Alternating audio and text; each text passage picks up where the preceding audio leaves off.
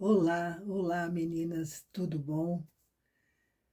Seguinte, eu tô aqui quase terminando uma coisa bem bonita que eu tô fazendo para você, mas eu não vou conseguir terminar a tempo.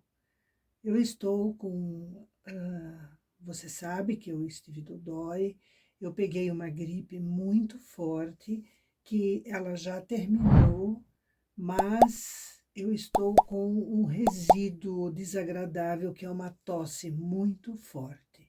Então eu não tenho condições de gravar, eu estou desde segunda-feira tentando gravar e eu não estou conseguindo.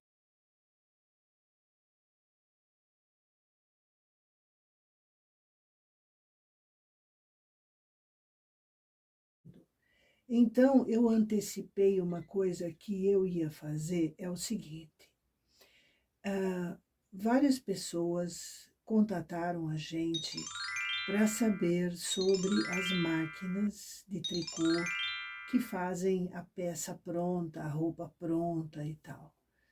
E eu então, dado ao fato de que não foi uma nem duas, foram bem mais pessoas, eu fiz um levantamento dos representantes, né, dos pontos de contato, queriam saber preço das máquinas, então eu tentei localizar alguma coisa para as pessoas terem noção.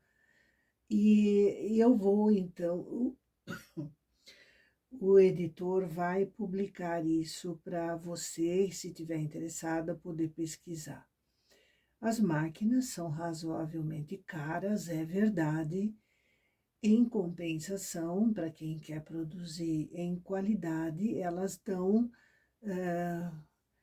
condições de criatividade, de menos trabalho, né, sem costura, eventualmente.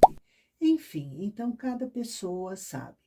Eu sei que de vez anterior que a gente publicou sobre essas máquinas, algumas pessoas se interessaram e compraram.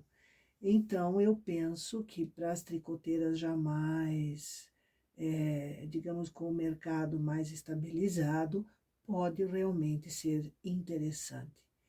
Então, eu vou terminar isso que eu estou fazendo para você, que eu não consegui terminar essa semana, e já vou assim, né, eu espero que até o final da semana eu consiga começar a gravar, então, sobre isso aqui para você. As informações vão estar aqui na sequência e eu já antecipo, deixo o meu abraço e até o nosso próximo encontro. Valeu!